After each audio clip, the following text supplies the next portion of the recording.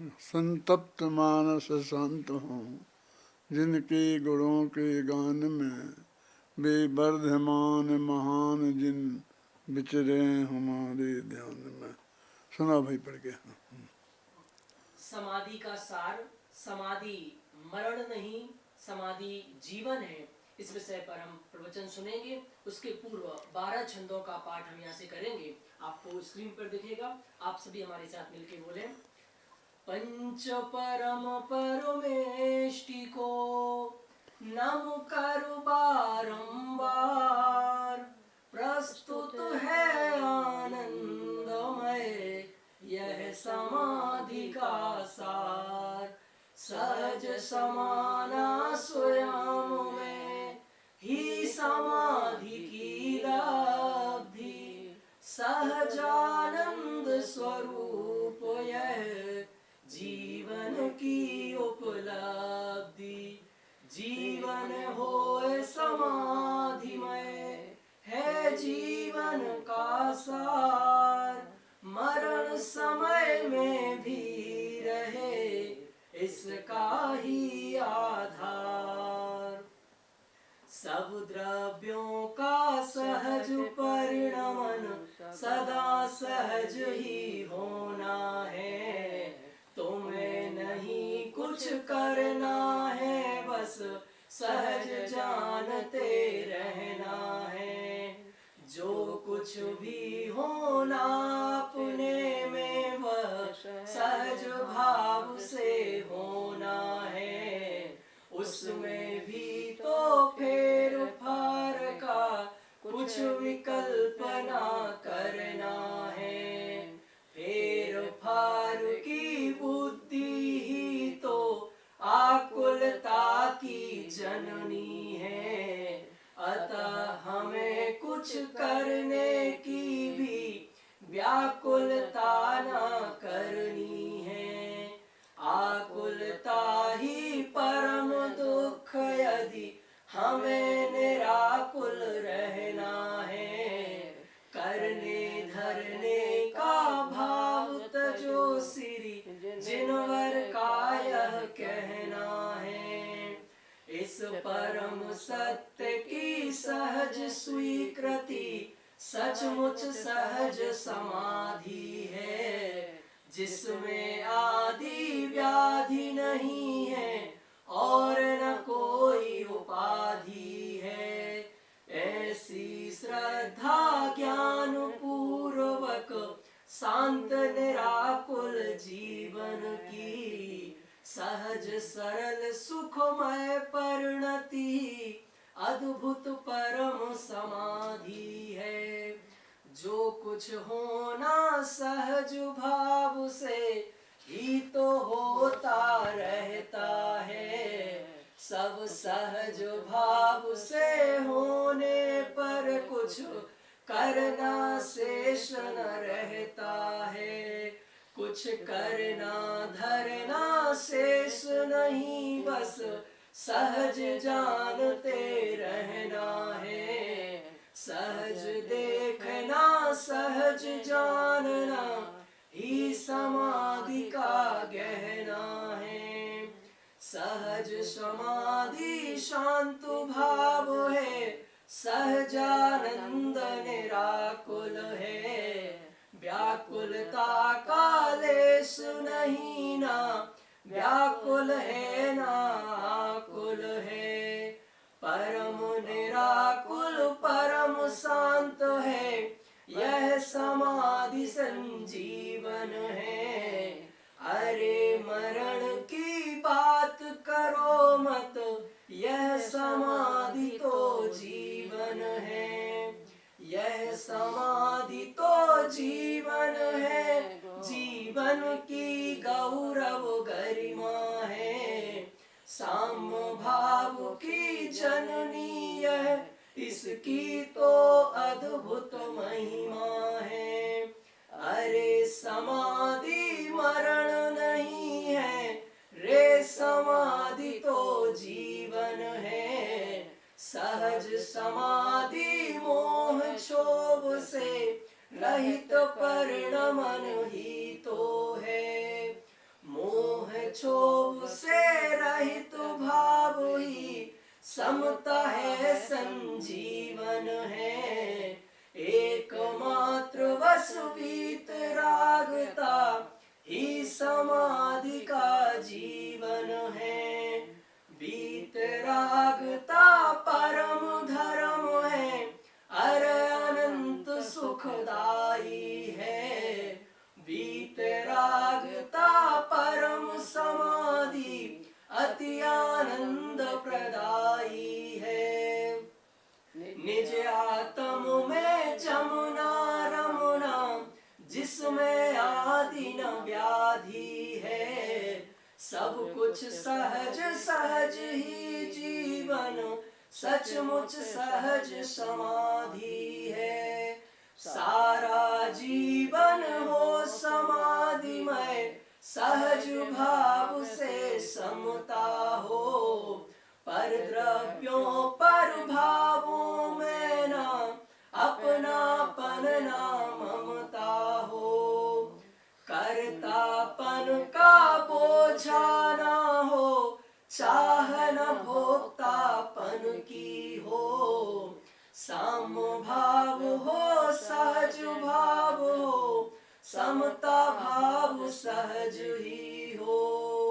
अरे देह का परिवर्तन हो, सहज भाव से एक पल में।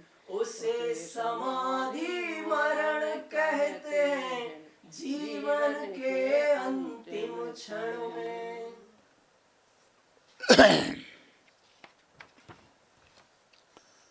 देखिए, समाधि की जब भी चर्चा चलती है तो उसे हम समाधि मरण समझ लेते हैं। हम बार बार कह रहे हैं कि समाधि का सार है, समाधि मरण की बात नहीं कर रहे हैं हम। लेकिन हाँ ठीक है, समाधि मरण समझाएंगे ना आप, समझाइए समझाइए। हम कितना ही कहें लेकिन वो उसे समाधि मरण ही कहता रहता है, क्योंकि समाधि के साथ हमारे चित्त में मरण जुड़ गया है। और जब भी समाधि की चर्चा हो तो समझते मरने की चर्चा है। पुराने जो समाधि के पाठ हैं ना, जिन्हें हम बोलते हैं तो तेरे को कौन दुख है, मृत्यु महोत्सव भारी, यदि किसी घर में ये पढ़ा जा रहा हो ना तो हम एकदम बाहर से खड़े खड़े पूछते हैं कौन मर रहा है, क्या हुआ क्या हुआ क्या हुआ। क्यों? कुछ नहीं। माने ये समाधि मरण को हम स्वस्थ अवस्था में पढ़ ही नहीं सकते। मैं तो दिन में 3 बार 4 दफ़े पढ़ता हूँ, सुनता हूँ इसे। खाना खाने बैठता हूँ तो चालू कर देता हूँ, और आजकल ये बहुत साधन हो गए हैं और ये चलता रहता है, सुनता रहता हूँ। समय की समस्या क्या है? अब इसको तो हमने मरण से जोड़ दिया है कि भाई ये तो मरते वक्त सुनने की चीज़ है, ख्याल में है ना। इसलिए मैंने देखो समाधि का सार जो भी लिखा था ना तुम्हारे ऊपर देखा, तो उसके नीचे लिखा है कि समाधि मरण नहीं, समाधि मरण नहीं जीवन है। देखो समाधि जो है का संबंध मरण से नहीं है। समाधि किसे कहते हैं? समता भाव को समाधि कहते हैं। प्रवचन सार के मंगलाचरण के तत्काल बाद आचार्य कुंद कुंद कहते हैं, उपसम्मयामि सम्मम जत्थो निर्माण संपत्ति। मैं साम्य भाव को प्राप्त होता हूँ जिससे निर्वाण की प्राप्ति होती है। और अमरचंद्राचार्य उसकी टीका लिखते हुए कहते हैं कि वे साम्य भाव के आश्रम को प्राप्त होते हैं। तो आश्रम शब्द हमने क्या देखा, और हमने हाँ बहुत बढ़िया आश्रम होगा कुंद कुंद का, हैं? 7 मंजिल की बिल्डिंग होगी, बहुत बढ़िया होगा, उसमें एक ध्यान मंदिर बना होगा, ये होगा। अरे मंदिर की बात नहीं है, ये तो समता भाव है कि मैं साम्य भाव को प्राप्त होता हूँ। तो ये साम्य भाव क्या है? तो उन अगली ही पंक्ति में, मैंने 6 गाथाओं के बाद 7वीं गाथा में वो कहते हैं मोह क्षोह विहीणो परिणामो अपणो हु समो। मोह और क्षोभ से रहित आत्मा का जो परिणाम है वो समता भाव है, और मैं उसको प्राप्त होता हूँ। यानी मैं शुद्धोपयोग में जाता हूँ, मैं सामायिक में जाता हूँ, मैं आत्मा के ध्यान में जाता हूँ। अभी जो मैं ये कर रहा था ये दूसरे लोगों को याद कर रहा था, ये पर भगवान की शरण में था, उनकी स्तुति वंदना कर रहा था। अब मैं अपने भगवान आत्मा में जाता हूँ, ऐसा वो कहते हैं। तो ये कहते समाधि मरण नहीं जीवन है। जरा विचार करो कि मरण तो एक समय का नाम है, एक समय तक वो जिंदा है कि नहीं है। अपन बोलते हैं ना अभी जिंदा है कि नहीं, हाँ जिंदा है, तो जीवन है ना। जब तक वो जिंदा है तब तक वो जीवन है। और एक समय में मरा और अगले समय में तो जाकर के अगली गति में पहुंच जाना है। अपने शास्त्रों में लगा 1 2 3 समय में कहीं ना कहीं जहाँ पहुंचना होता है वहाँ पहुंच जाता है। तो 1 2 3 समय का ही तो रहा मरण है, जो विग्रह गति में जितना काल तक रहता है। तो आगे भी जीवन है और ये भी जीवन है।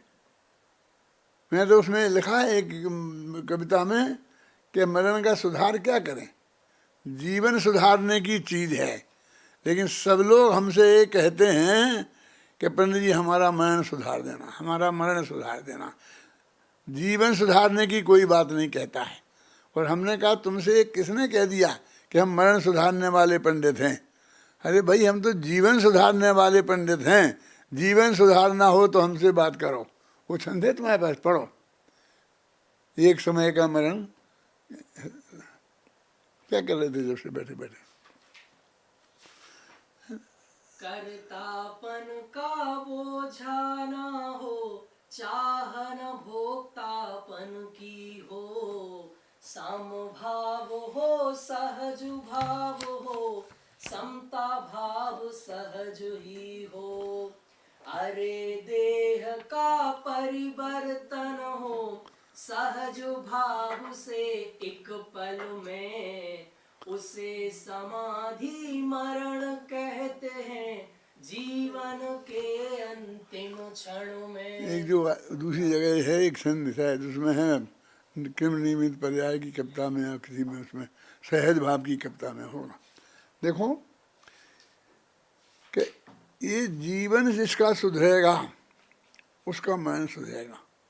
समाधि तो जीवन भर होने का नाम है, समाधि तो शुद्धोपयोग का नाम है, समाधि तो सामायिक का नाम है, समाधि तो समता भाव की प्राप्ति का नाम है। हम इस बात को गंभीरता से विचार करें। देखो 16 नंबर का है सहजता का 12 नंबर का छंद। हाँ, सहज समभावमयी जीवन, समाधि का है सम्यक रूप, मोह हर क्षोभ रहित समभाव, सहज ही अद्भुत और अनूप। समाधि धारण करके बंधु, अरे जीवन का करें सुधार, मरण तो एक समय का कार, मरण का कैसे करें सुधार। एक समय तो हमारी पकड़ में ही नहीं आता है। एक समय हमारे सूक्ष्म ज्ञान में असंख्य समय बाद पकड़ में आता है। ख्याल में है ना? तो एक समय का जो मरण है उसका सुधार हम करें कैसे? सुधार तो जीवन का किया जाता है, और जिसका जीवन सुधरा है उसका मरण भी गारंटी से सुधरेगा ही। है क्या मरण? ये अपनी देह के साथ में अपना संयोग में है ना, तो ये संयोग पलट जाना बस। तो वो भी ज़्यादा देर के लिए नहीं, एक समय यहाँ पहले है और 2-3 समय के भीतर भीतर अगले संयोगों में चला जाता है, उसका नाम मरण है। देखो एक विचार करो हम गंभीरता से कि हमारे एक चीज़ खो जाती है, हमारी घड़ी खो गई। 100 रुपया की घड़ी ली थी हमने, अब वो खो गई। कितना दुख होता है हमें, हैं? कल्पना करो कितना दुख होता है। मान लो अपन कल्पना करके मैं समझाने के लिए कहता हूँ कि 100 रुपये की घड़ी खोए तो 1 किलो दुख होता है। तो मरण काय का नाम है कि सारे संयोगों का, ये ने कहा ना, हाँ दादा। सारे संयोगों का एक साथ वियोग हो जाना, उसका नाम मरण है। एक एक चीज का वियोग होता है और हम उसके वियोग में इतने इतने दुखी हो जाते हैं। और ये मरण से हम क्यों घबराते हैं? क्योंकि सारी चीज़ों का, स्त्री पुत्र मकान जात रुपया पैसा, सब चीज़ों का एक साथ वियोग का नाम मरण है। पढ़ो, बोलो। साधारण सी एक वस्तु जब खो जाती इस जीवन में, हम आकुल व्याकुल हो जाते, कुढ़ते रहते मन ही मन में। सभी वस्तुओं का वियोग जब एक साथ ही हो जाता, अज्ञानमयी इस दुनिया में उसको ही मरण कहा जाता। देखो भाई, अज्ञानमयी दुनिया में उसको मरण कहते हैं। तो सारी चीज़ों का एक साथ वियोग हो गया। तो एक चीज़ के वियोग के हमने अंदाज़ा लगाया था, हम उससे हम कल्पना दुखी कितने होते हैं, से उससे हम अंदाज लगाते हैं कि सब चीज़ें एक साथ खो जाएंगी। मैं आपको एक बात कहना चाहता हूँ, भाग्य से जो मेरे श्रोता हैं, जो भी सारे देश विदेश दुनिया में, वो सब इतने शुद्ध सात्विक वृत्ति वाले हैं कि उनको मरने के बाद इस भव में मोक्ष तो नहीं मिलने वाला है, लेकिन जो भी संयोग मिलने वाला है वो गारंटी से जैसी स्थिति में आज हैं आप, उससे लाख गुना अच्छा होगा। क्योंकि गारंटी से कहता है मनुष्य होते हैं तो मर के देव होते हैं, देव होते हैं तो मनुष्य होते हैं। क्योंकि सम्यक दृष्टि का जो मार्ग है वो नरक तंज गति में तो जाता ही नहीं है। शुद्ध सात्विक वृत्ति वाले, और शास्त्र में ऐसा भी लिखा है कि ये जीव स्त्रीश पर्याय में 2000 सागर को आता है, तो उसमें 2/3 काल तो स्वर्ग में बीतता है और 1/3 नरक में बीतता है। और कुछ अधिक ऐसा कहते हैं, उस कुछ अधिक में ये मनुष्य गति आती है, त्रिंज गति आती है। तो इतना काल जो स्वर्गों में बिताना है, और मनुष्य जाते हैं ज़्यादातर स्वर्ग में। देव मर के तो देव होते नहीं, नारकी मर के देव होते नहीं। अब त्रिंचों का तो बेचारों का क्या भाग्य है, जाते हैं वे भी, लेकिन कितने। अब मनुष्यों में जो 6-7 अरब आदमी इस दुनिया में हमारी निगाह में आते हैं, उनमें सबके जीवन पर हम अपनी निगाह डाल के देखें कैसा उनका जीवन है, कैसा खान पान है, हैं? कितनी हिंसा उनके जीवन में है। एक अणुबम एटम बम बना लिए हैं, इसे मार देंगे, इसे फेंक देंगे, क्या कर लेंगे, कैसे कर लेंगे, ये सारा दिखाई देता है। तो बे जाएंगे स्वर्ग में। 2/3 जाना है तो हमारा तुम्हारा नंबर नहीं आएगा तो किसका आएगा, बोलो। इसलिए आप चिंता मत करो, गारंटी से सब स्वर्ग में जाने वाले हो। स्वर्ग नहीं जाओ तो देवगति की तो गारंटी है ही है। मैं मक्खन नहीं लगा रहा हूँ आपको, शास्त्र के आधार पर ये बात आपको मैं बता रहा हूँ और आपको प्रमाण आपके पेश में दिया है। इसलिए तुम इसकी चिंता मत करो कि यहाँ से संयोगों को छोड़ के जाओगे तो अगले भव में तुम्हें संयोग नहीं मिलेंगे। वहाँ पर सारे तुम्हारे इंतजार में बैठे हैं, ख्याल में है ना, जो तुम्हारे संयोगों के इंतजार में बैठे हैं सब। और तुम यहाँ जाओगे तो एक काली कलूटी 1000 बीमारियों से ग्रस्त पत्नी को छोड़ के जाओगे तो वहाँ कम से कम 32 देवांगनाएं, एक से एक सुंदर, जिनके शरीर में एक बीमारी नहीं हो, इतनी तो गारंटी से मिलने वाली हैं। मालूम आपको, ये सब शास्त्र की बात कह रहा हूँ मैं आपको, हैं? ये पंडितों ने आपको मुफ्त में ही घबरा दिया है, मरण का भय दिखा दिखा करके कि वहाँ जाके क्या होने वाला है, कुछ नहीं। और ऐसा शरीर मिलने वाला है, कोई बीमारी नहीं होगी।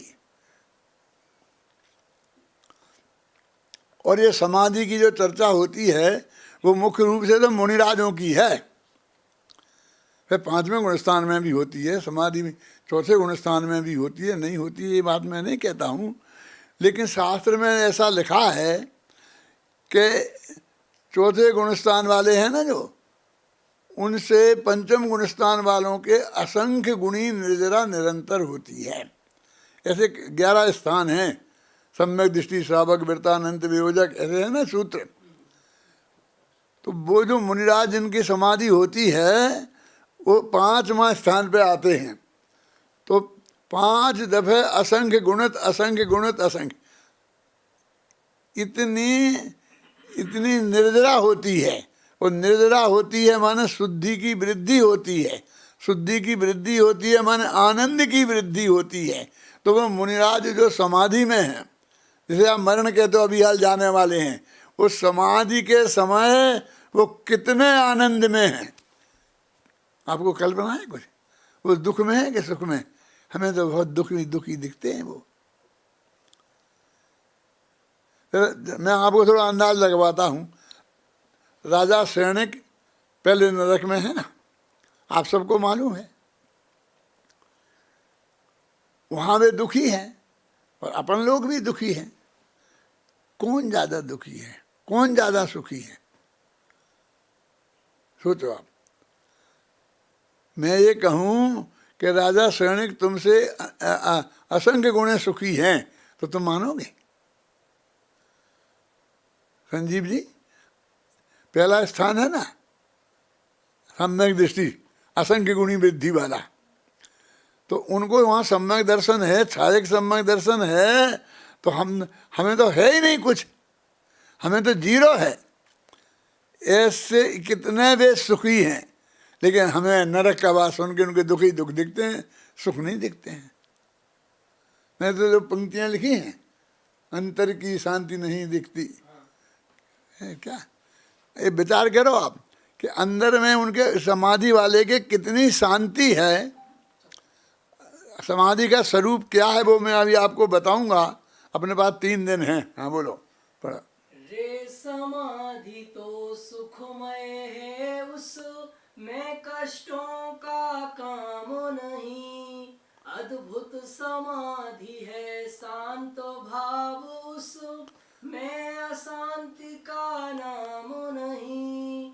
कष्टों की कारा दिखे हमें, अंतर की शांति नहीं दिखती। हम बातें बड़ी बड़ी करते, अंतर की भ्रांति नहीं मिटती। जब देह का वियोग होगा, वो दूसरी देह हम धारण करेंगे तो शरीर थोड़ा क्षीण तो होगा ही ना, और भोजन आदि बंद हो ही जाएंगे। हम त्याग देंगे की बात नहीं है। ज्यों ज्यों शरीर क्षीण होता है तो ये खुद खाना लेना बंद कर देता है। और मैंने गया था मैं विद्यानंद जी के पास, तो मैंने विद्यानंद जी से कहा कि महाराज मैं समाधि लेना चाहता हूँ। करीब 8-10 साल पहले की बात है, अब तो उनका स्वर्गवास हो गया। बोले कि देखो पानी मत छोड़ देना। यानी क्या बात कर रहे महाराज, जब समाधि लूँगा तो जो जो उसमें छोड़ा जाता है सभी छोड़ूंगा। बोले ऐसा करना, पहले भगवती आराधना देखना। यानी मैं अपनी तरफ से नहीं कह रहा हूँ, शास्त्र में ये बात लिखी है। ये कैसी बात करते हो? मैंने कहा महाराज वैसे मैंने भगवती आराधना पढ़ी है, देखी है, लेकिन उसमें 2000 से ज़्यादा गाथाएं हैं। वो कोई एक दिन में नहीं देखी जाएंगी। मुझे तो आप साफ साफ बताओ कौन सी गाथा में कहाँ क्या लिखा है, आप मुझे क्या बताना चाहते हैं? तो उन्होंने कहा इसमें ये बात लिखी है कि क्या खाना, क्या छोड़ना, कैसे करना। फिर मैंने पढ़ी, देखी, निकाली, तो उसमें इतना स्पष्ट लिखा था कि जब तक भोजन से तुम्हारा जीवन सुरक्षित होता है ना, तब तक नहीं छोड़ना। जब भोजन तुम्हें छोड़ दे, माने वो नहीं पचे और तुम्हारे को इतनी तकलीफ पैदा करने लग जाए, तब छोड़ना, ऐसा लिखा है। क्या यानी ये शरीर उसे ग्रहण करना छोड़ दे। होता है ना, आप कोई भी चीज़ लेते हैं वॉमिटिंग हो जाता है, दूध की एक चम्मच डालो तो वॉमिटिंग हो जाती है, पानी का चम्मच डालो तो वॉमिटिंग हो जाती है। तो मतलब ऐसा लिखा उसमें इतना क्लियर। मैं आपसे ज़्यादा चक्कर में नहीं पढ़ना चाहता हूँ, लेकिन ये सारे ये चीज़ें उस वक्त थोड़ी क्षीणता तो दिखेगी ना तुम्हें, थोड़ी तकलीफ तो बाहर से दिखेगी ना उस समय में, लेकिन अंदर में कितनी शांति है तुम्हें ये पता नहीं है। शास्त्र कहते हैं असंख्य गुणित असंख्य गुणित असंख्य गुणित असंख्य गुणित, 5 दफे असंख्य गुणित नहीं है अतुल भाई, उसमें लगा प्रति समय असंख्य गुणी। अब लगाओ कितनी कितनी कितनी कितनी कितनी शांति और सुख की समृद्धि हो गई। वे तो अनंत सुखी हैं और हमें वे दुखी दिख रहे, और समाधि हमें दुखमय दिखती है। समाधि मरण की बात आती तो हम घबराते हैं। जब मैं कहता हूँ किसी तो कहते पंडित जी मैं मरने से नहीं डरता हूँ, लेकिन वो तकलीफ होती है जो मरते समय बहुत ज़्यादा, मैं उससे घबराता हूँ। माने वो तकलीफ से घबराता हूँ, मरने से नहीं घबराता। तकलीफ नहीं होती। एक बात तो सुनो, जो मुनिराज हैं हमारे, जो वृत्ति हैं, वे इतने पुण्यशाली होते हैं, इतने अधिक शुभ भाव वाले होते हैं, शुद्ध भाव वाले होते हैं कि उनको कोई ऐसा पाप बनता ही नहीं है कि जो उनको कोई तकलीफ आवे, उदय में आवे।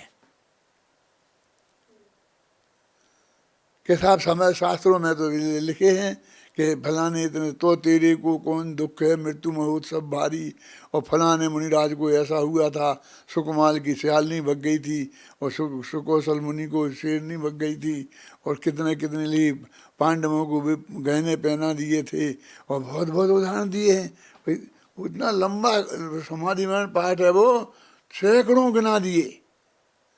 कबीरराज ने बना दी हैं, सेठियों ने छपा दी, फिर मंदिरों में लिखवा दी जगह जगह जगह पूरी, कि तो तेरे को कौन दुख है, मृत्यु में उत्सव भावी। फिर उसमें उत्कीर्ण करा के संगमरमर के पाटियों पे लगवा दी। फिर वो जना बोलने लग गए, सुनाने लग गए, तो तेरे को कौन दुख है, मृत्यु महोत्सव भारी। और चारों तरफ इसे उनने तो इसलिए किया था कि तुम्हें कदाचित थोड़ी तकलीफ दिखे तो चिंता मत करना। इतने इतने महान लोगों को कितनी तकलीफें हो गई थी और उनने भोगी, लेकिन इसने तो तकलीफ समझ ली और हाय राम ये घबराने लग गया। मैं पूछता हूँ, जब पांडवों को वे गहने पहनाए थे गरम गरम, आप जाते हो ना पालीताना शत्रुंजय, तो वहाँ पर रास्ते में वो बने हुए हैं ना 5 पांडवों की मूर्तियाँ बनी हुई हैं, तो वे गहने पहना दिए लोहे के। तो उस वक्त वे सुखी थे कि दुखी? बोलो सुरेश भाई, सोचो बताओ। मैं सब बराबर लोहे के गहने पहने हैं गरम गरम और जल रहे हैं, और आप कहाँ सुखी काहे के? कितने दुखी थे। सारी दुनिया को वो दुखी दिखते हैं और मुझे अनंत सुखी दिखते हैं। यदि वो दुखी होते तो अंतर मुहूर्त के भीतर ही केवल ज्ञान और अनंत सुख उन्हें कैसे हो गया? उस दुख में से सुख आया है कि भाई अंदर आत्मा में लीन थे, और आगे आगे गुणस्थानों में असंख्यात गुणी सुख निर्जरा होती है, सुख की वृद्धि होती है। क्यों? वे तो सुख में थे। सुकुमाल सुकौशल वो छाल नहीं भर रही थी, शेर नहीं खा रही थी, तब वे सुखी थे कि दुखी? बोलो। यदि वो दुखी होते तो मोक्ष कैसे गए? जो मोक्ष गए उनकी बात कर रहा हूं। तो अंतर की शांति नहीं दिखती, बाहर की प्रतिकूलता दिखाई देती है हमें, लेकिन उससे कितनी गुड़ी अंदर में शांति है इसका अंदाजा आपको नहीं है। और वो देख देख के हम घबराते हैं, वो देख देख के हम घबराते हैं। अरे भाई देह छूटेगी तो धीरे धीरे ऐसा भी हो सकता है जैसे स्वर्गों में होता है कि हमें एक छींक आए और हमारी देह छूट जाए, ऐसी जमाई आए, आलस आए और हमारी देह छूट जाए। क्यों? प्रवचन करते करते हमें हार्ट अटैक हो और हमारी देह छूट जाए, ऐसा हो नहीं सकता है। तो आप कहें बहुत बुरी दशा, ये बुरी दशा है कि सबसे बढ़िया है? जिस दुख से आप इतने घबरा रहे वो हमें भोगना ही नहीं पड़ा, क्यों? कि साहब ऐसी बात मत आप मत करो, ये आपकी देह छूट जाए, ऐसा ऐसा, ऐसा क्यों क्यों? इसमें क्या खराब है? जब एक क्षत्रिय राजा युद्ध में लड़ते लड़ते मरते मरते मरते मरते मरना चाहता है, जब एक बनिया दुकान पर कपड़ा बेचते बेचते मरना चाहता है, घर पर तो नहीं, अस्पताल में तो नहीं मरना चाहता, तो एक पंडित प्रवचन करते करते मरे तो इसमें कौन सा गजब हो गया? अब साल 2 साल में जाने ही वाले हैं ना हम भी। समाधि हमने तो ले लिया, समता भाव क्या ले लिया, क्या ले लिया? समता भाव ले लिया ना, ये सहज भाव से बस खत्म। अभी मैं आएगा, मैं पढ़ाऊंगा जो आपको छंद में बताऊंगा क्या है असली समाधि, तो आपको मालूम पड़ेगी। तो ये बुरी बात है कि अच्छी बात है? एक तरफ तो आप इसे दुख से होते होंगे, कितने तकलीफ से प्राण छूटते हैं, और दूसरी तरफ हमें फटाफट काम हो जाए तो आप उसको कहते हैं बुरी मौत हुई है। उन्हें मौका ही नहीं मिला, हमें सेवा करने का मौका ही नहीं मिला। अस्पताल ले जाते तो आपको सेवा करने का मौका मिले, हमें अस्पताल में डाले रहो, वहाँ इतनी तकलीफ बोले रहे और हम महीनों सड़ते सड़ते मरें तो अब आए तो, और ऐसे शांति से चले जाएं तो इसमें बुराई दिखती है आपको? देखो आप देखो, मैं शुरू का ही छंद बोलता हूँ। पंच परम परमेष्टि को नमकर बारंबार प्रस्तुत है आनंदमय यह समाधि का सार। आधी लाइन में मंगलाचरण से काम चला लिया, बस पंच परमेष्टि को नमन कर। और समाधि का सार लिखा मैंने, समाधि मरण का सार नहीं लिखा। अब इस पर किसी का ध्यान नहीं जाता है। मैं आपको समाधि समझाना चाहता हूँ, समाधि मरण नहीं। तो क्या है, जो तीसरी ही पंक्ति में आदित क्या नाम अतुल भाई, सहज समाना स्वयं में ही समाधि की लब्धि। समाधि की लब्धि क्या है कि सहज भाव से स्वयं में समा जाना, बस इसका नाम समाधि है। कि उसको ये करना पड़ता, फिर दूध छोड़ना, फिर पानी छोड़ना, सब छूट जाएगा, चिंता नहीं करो। सहज समाना स्वयं में ही समाधि की लब्धि, वो सहजानंद स्वरूप यह है। ये सहजानंद स्वरूप होती है, ये आनंद स्वरूप होती है। समाधि दुखमय नहीं होती, समाधि अनंत सुखमय होती है। जीवन होय समाधिमय है जीवन का सार। हमारा जीवन समाधिमय हो जाए हैं, और मरण समय में भी रहे इसका ही आधार। जो व्यक्ति अपने जीवन में समाधि को धारण करेगा उसका मरण भी सहज समाधिमय ही होगा। कि साहब जी मंदिरों में जो इतने फोटो लगे हुए हैं और ये इतने गीत गाए हुए, इतने नाम गिनाए हुए हैं, और तुम कहते हैं मुनिराज में से लाख में एक को भी ऐसा दुख नहीं होता है। तो लाख इतने गिनाए हैं, लेकिन जिनको नहीं हुआ उनके नाम गिनाए। कदाचित किसी के एक को पाप का उदय उस समय आ गया, ख्याल में आपसे ना, पाप भाव नहीं, वे तो समाधि में थे तो केवल ज्ञान हो गया। पाप का उदय आ गया तो उन्हीं को छांट कर अरबों में से उनने वो सब वहाँ रख दिए, क्योंकि तुम्हें शिक्षा देनी थी, हैं ये नहीं बताना था दुखी नहीं है। लेकिन उनके दुख का कोई कारण क्या है? क्योंकि सारे जीवन में ही स्वभाव रहा, पुण्य ही पुण्य बांधा, पुण्य का ढेर है, तो वो दुख होगा कैसे? दुख का प्रसंग कैसे आएगा? उसके जीवन में दुख नहीं होता है। देखो समाधि की मैं चर्चा कर रहा हूँ, समाधि कैसे होती है, कैसे होना चाहिए। देखो पढ़ो भैया जरा, पहला चौथा पांचवा छंद।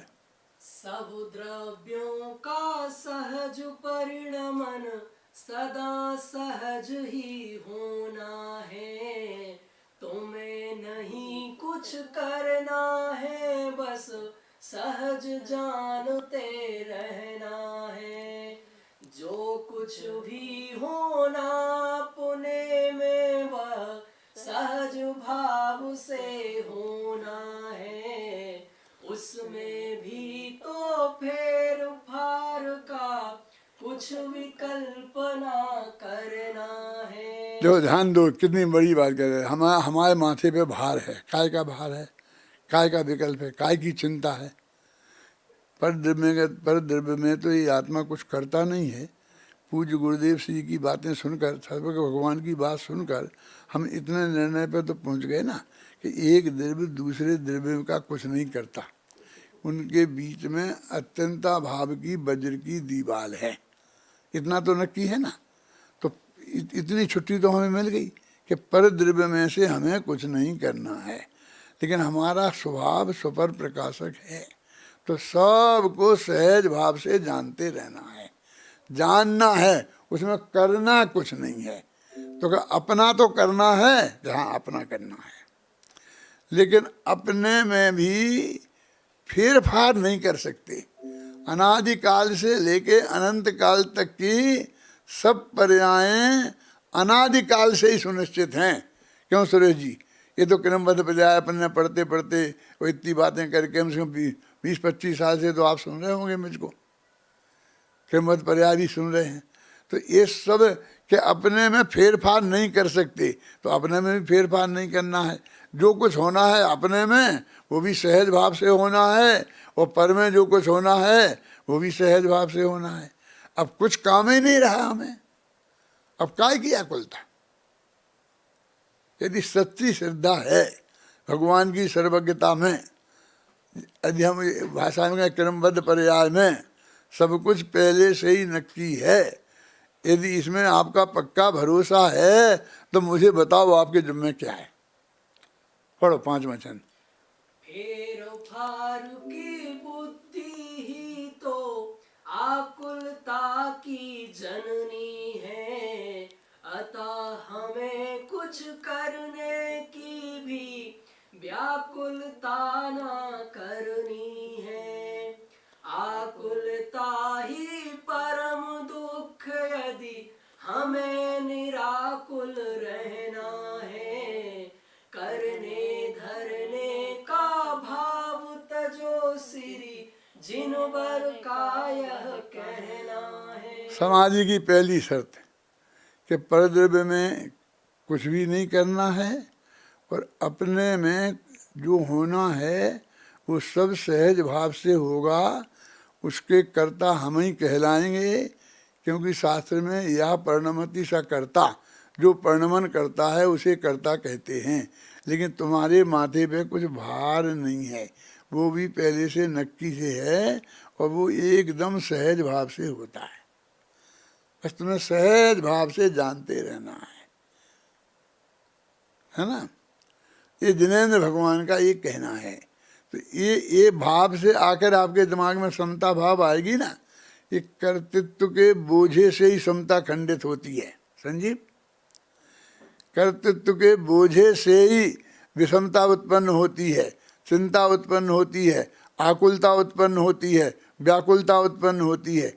यदि हमें आकुलता और व्याकुलता नहीं रखना है तो वस्तु के इस स्वरूप को हमें समझना पड़ेगा। देखो, अनंत भगवान हैं, वे अनंत सुखी हैं कि नहीं, और वे सारी दुनिया को जानते हैं। उस सारी दुनिया में उनके पूरब भव के, पर भव के, इसी भव के भी सारे माँ बाप भाई बंद सब इस जगत में हैं, और कोई नरकों में भी पड़ा होगा, कोई मनुष्य गति में भी होगा, कोई को मारपीट हो रही होगी, किसी की माँ बहन की इज्जत लूटी जा रही होगी। वो सब उनके ज्ञान में आ रहा कि नहीं आ रहा? नहीं तो वे सर्वज्ञ कैसे? और अभी वे उनका तो उन्हें दुख तो थोड़ा बहुत होता होगा, तो वे अनंत सुखी कैसे? तो वे अनंत सुखी हैं अनंत भगवान, केवल ज्ञानी भी हैं और अनंत सुखी। प्रवचन सार पढ़ा है तो जो पहला ज्ञान तत्व प्रज्ञापन है उसमें एक ज्ञानाधिकार भी है और एक सुखाधिकार भी है, और उसमें ये बताया है कि वे अनंत ज्ञानी हैं और अनंत सुखी हैं। तो सब कुछ जान करके भी उनका सुख करने तो नहीं।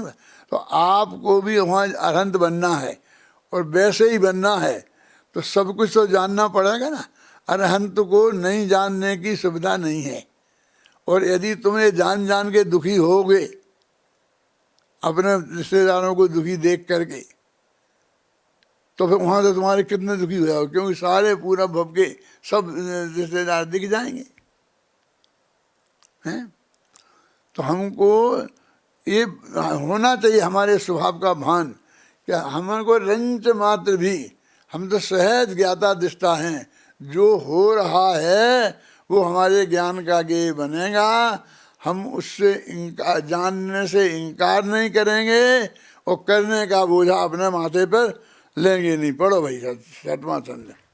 इस परम सत्य की सहज स्वीकृति सचमुच सहज समाधि है, जिसमें आधि व्याधि नहीं है और न कोई उपाधि है।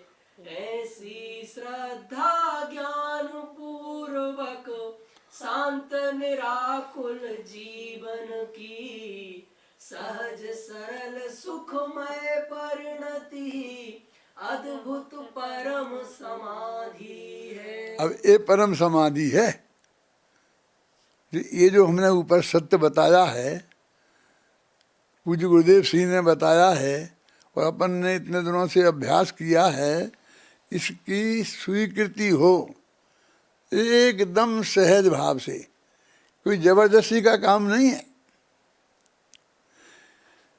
इस परम सत्य की सहज स्वीकृति सचमुच सहज समाधि है, इसका नाम समाधि है। मैं लोगों से कहता हूँ भी मैं तो समाधि में हूँ, समाधि ले ली, तो हंसते हैं, प्रवचन कर रहे हैं और समझ रहे हैं अरे सब हो रहा है, और कहता मैं क्या करूँ, स्वस्थ हूँ क्या मर जाऊँ।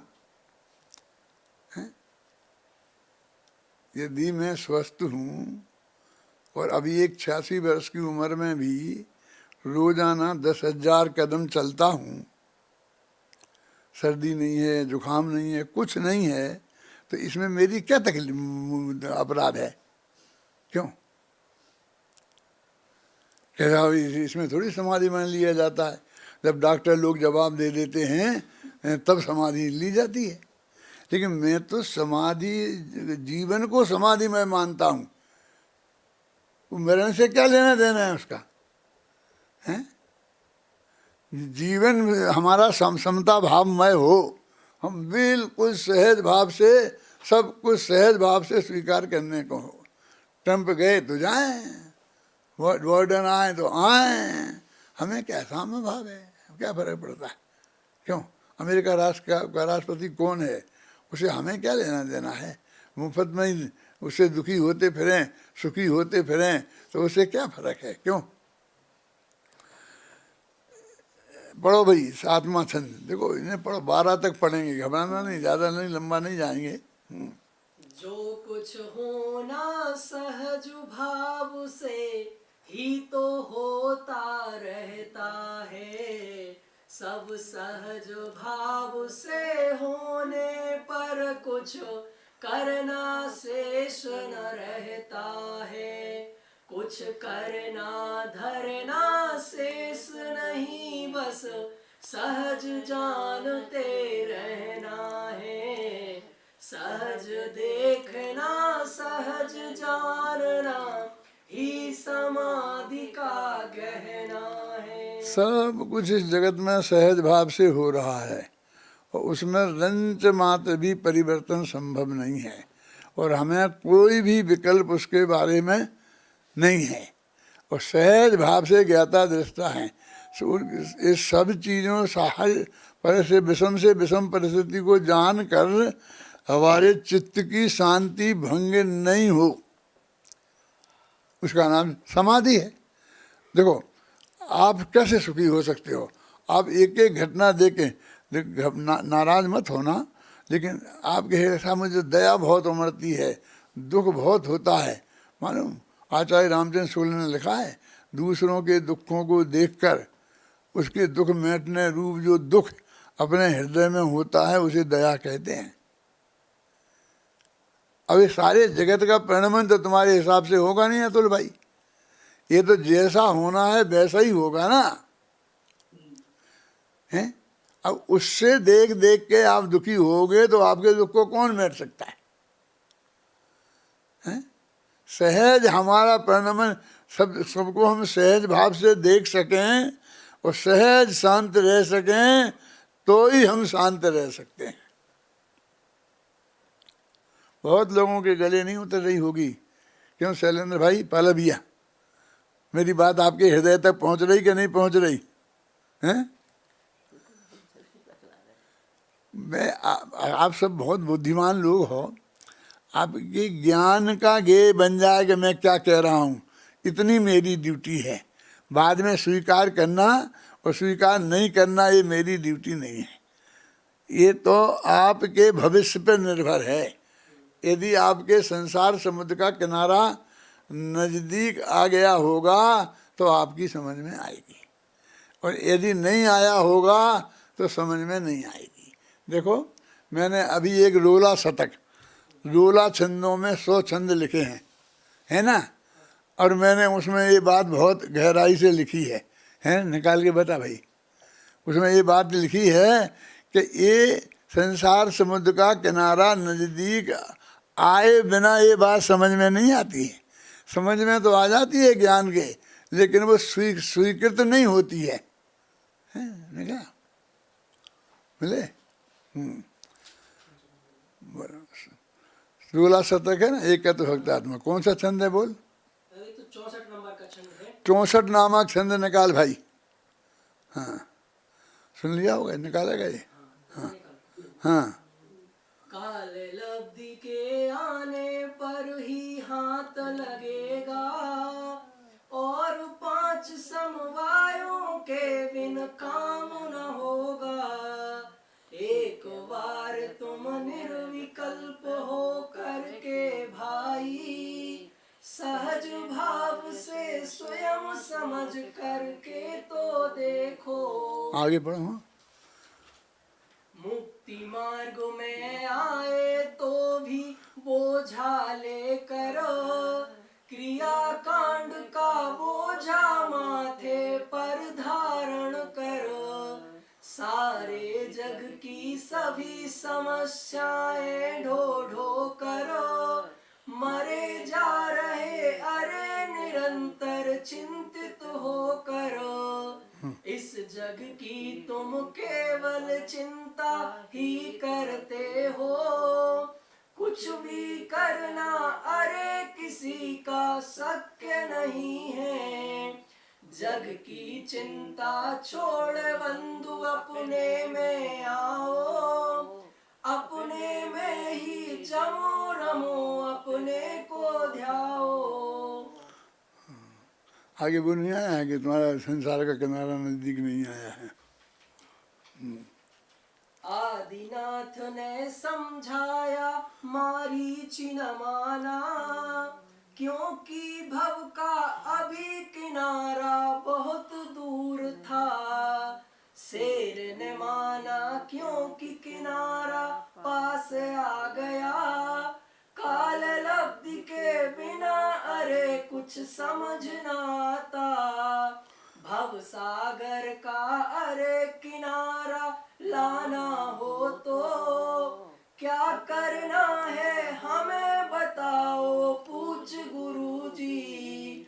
कुछ भी करना नहीं सहज होना है भाई, अरे सहजता ही में तो सुख शांति समाई। ये वस्तु का स्वरूप ही ऐसा है, जब तक आपके संसार समुद्र का किनारा नज़दीक नहीं आएगा तब तक ये बात ज्ञान में आ जाएगी, लेकिन चित्त में स्वीकृत नहीं होगी, और सहज भाव से स्वीकृत नहीं होगी। आगम के मार से, इधर से तर्कों से, युक्तियों से और प्रभाव से तुम स्वीकार भी कर लो, लेकिन अंदर से सहज भाव से वो बात स्वीकार जब तक नहीं होगी, जब तक संसार समुद्र का किनारा नज़दीक नहीं आएगा। और संसार समुद्र का किनारा नज़दीक आ जाएगा तो निरंतर सहज भाव से होते चली जाएगी। पढ़ो चंदे ना वो जो तुम्हारी समझ में आई है मेरी, ऐसा लगता है। आगे ही ऊपर है, इधर ही हूँ, ऊपर हूँ। भव सागर का रे किनारा जिनका आता, उनको ही तो सहज सहजता सहज सुहाती है। अनंत संसार उन्हें यह नहीं सुहाती, उनको तो यह दुनियादारी ही भाती है। अरे हमें तुम निकट भव लगते हो भाई, और किनारा भव सागर का आया समझो।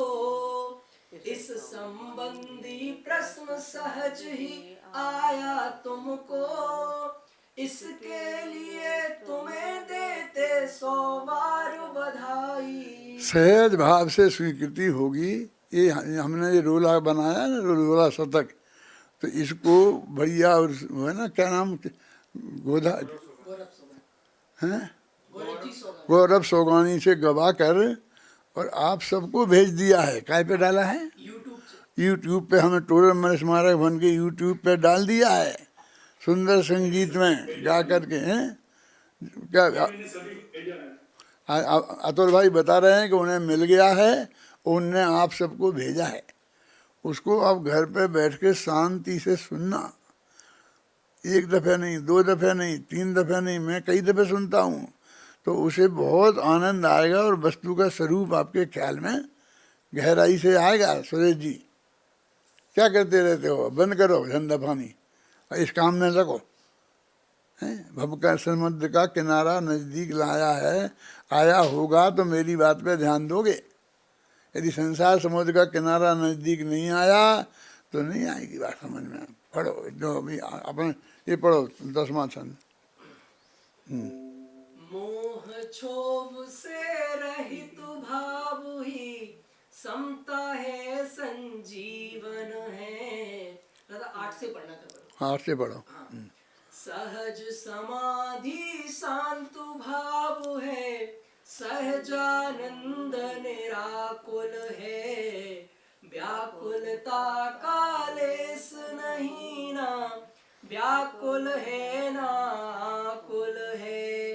परम निराकुल परम शांत है, यह समाधि संजीवन है। अरे मरण की बात करो मत, यह समाधि तो जीवन है। यह समाधि तो जीवन है, जीवन की गौरव गरिमा है। साम भाव की जननी यह, इसकी तो अद्भुत महिमा है। अरे समाधि मरण नहीं है रे, समाधि तो जीवन है। सहज समाधि मोह क्षोभ से रहित परिणमन ही तो है। देखो सहज समाधि क्या है कि ये मरण का नाम समाधि से कोई संबंध नहीं है। मोह क्षोभ से रहित जो आत्मा के परिणाम हैं, जो प्रवचन साल में मैंने बताए थे आपको, वो ही वास्तव में सहज समाधि है ना। मोह क्षोभ से रहित भावी पढ़ो ये। हाँ 10वां। मोह क्षोभ से रहित भाव ही समता है संजीवन है। एकमात्र बस वीतरागता ही समाधि का जीवन है। वीतरागता परम धर्म है, अरे अनंत सुखदाई है। वीतरागता परम समाधि अति आनंद प्रदायी है। देखो सर्वज्ञता की बात आई थी, अब वीतरागता की बात आती है। वे एक तो सब कुछ जान रहे हैं, हमारे पूर्वज जितने सुखी दुखी हैं, जो भी अब धीरे धीरे ये पंचम काल है ना, तो समय खराब ही आएगा कि नहीं, फिर बाद में 6वां काल आएगा। आता है कि नहीं अपने शास्त्र में? तो भगवान के ज्ञान में वो निरंतर आता है कि नहीं आता है? हमें तो शास्त्र में पढ़ के हमने एक दिन जाना है, फिर अपने धंधे पानी में लग गए हैं। लेकिन उनके ज्ञान का गेय तो प्रति समय बनता है ना संजीव, हैं? तो निरंतर निरंतर निरंतर तरक्की नहीं होना। हम तो खुश हैं, कभी जो धर्म की प्रभावना होगी बढ़ेगी बढ़ेगी बढ़ेगी। उन्होंने तो बताया है कि नहीं नहीं अब तो अवसरपणी है तो घटेगी बढ़ेगी नहीं। उससे जंतुओं में बहुत घबराहट हो रही होगी उनको, कुछ ना कुछ करते इसके लिए वे, कुछ नहीं। जो है वो सब एकदम सहज भाव से स्वीकृत है। यही परम समाधि है जो अनंत आनंद को देने वाली है। देखो 4 चीजें हैं, जो 2 छंदाने वाले हैं ना 11 और 12वां, 4 चीजें हैं उनमें। एकत्व, ममत्व, कर्तृत्व और भोक्तृत्व। समय सार के 68 गाथाओं में जीवाधिकार में पर से एकत्व ममत्व छुड़ाया है, और कर्ता कर्म अधिकार में कर्तृत्व भोक्तृत्व छुड़ाया है। 4 चीजें।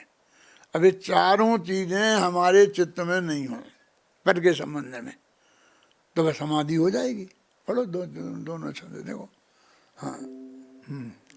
निज आत्म में जमुना रमुना, जिसमें आधि न व्याधि है। सब कुछ सहज सहज ही जीवन, सचमुच सहज समाधि है।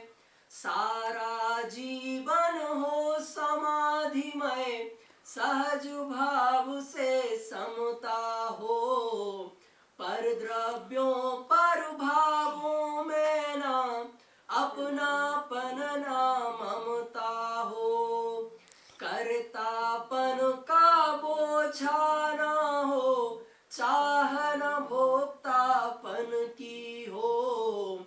साम भाव हो सहज भाव हो, समता भाव सहज ही हो।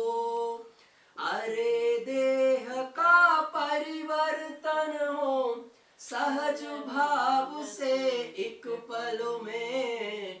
उसे समाधि मरण कहते हैं, जीवन के अंतिम क्षण में। ये वस्तु का स्वरूप है। अभी आप देखो, अभी सारा विश्व ये कहता है कि इस वक्त विश्व बहुत खराब हालत में है, कोरोना है, फिर और एक नई बीमारी आ गई कोरोना की ही, और फिर ये कौन सा बर्ड फ्लू आ रहा है। बहुत बहुत कितनी तकलीफें, कितनी कितनी बातें हैं। लेकिन हम तो ये देख रहे कि जितने साल भर से ये कोरोना का आया है ना, तो हम जितने आनंद में हैं इतने सारी ज़िंदगी में कभी नहीं रहे। एक तो दौड़ धूप बंद हो गई, कहीं बाहर आना जाना बंद हो गया।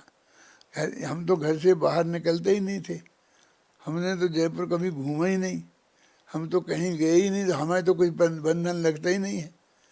हम तो स्मारक की बाउंड्री में ही हैं, कहीं बाहर हमें तो कुछ नहीं हुआ, और हम तो पूरे और स्वस्थ हैं।